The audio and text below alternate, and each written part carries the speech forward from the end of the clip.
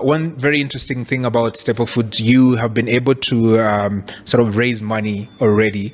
I'm guessing there's a lot of people watching this and maybe they want to start a company or they are in that phase of, what, I need to raise some money for my company.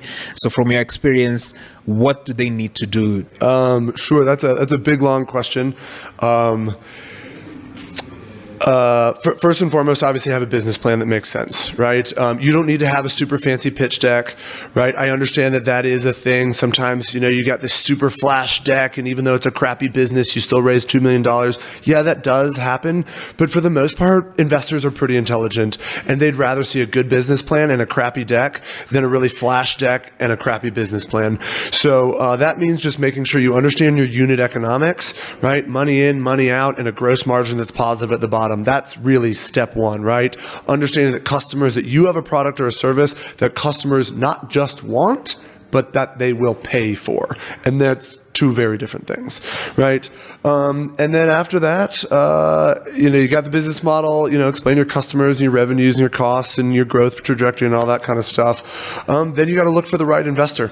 And that is not the easiest thing in the world. The investor landscape, it's not like you just go to one directory and you see 1,000 people and you can filter them out.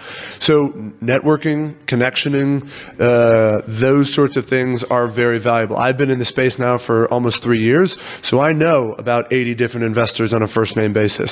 But I didn't know that. I didn't know those 80 investors 3 years ago. If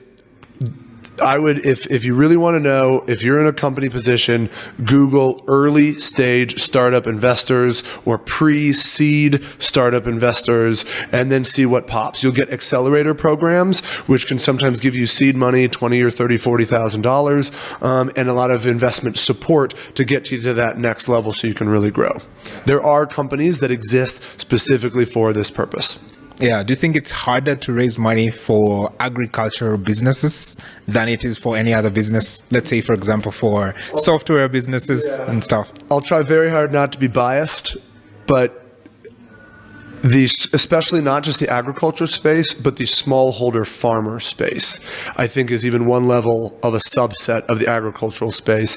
Look, there are a lot of investors out there, thoughtful, impact focused, and also just ones that want to make money. Nothing wrong with that either, that are really interested in the agricultural space because they recognize what we have recognized, which is that we are nowhere near optimization. We are nowhere near peak productivity. That said, yes, it is easier to make money with fintech than it is to make money with some of the poorest and most economically marginalized people in the world. So I'll let that be my summary.